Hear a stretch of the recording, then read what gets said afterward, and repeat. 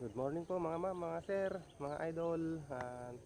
Yan, nandito nga po pala ako sa duluhan ng aking ginagawang bukid. Yan, sa may bomba ko po, yung pampatubig ko sa kwan.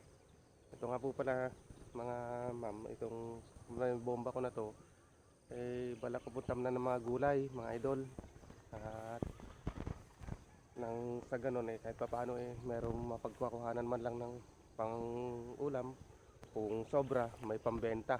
Ayun po ang aking bukid. Idol, yan.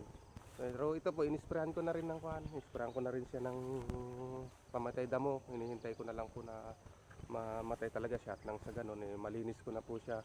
At matamnan ko kung sitaw o sili o talong po siguro ang aking itatanim.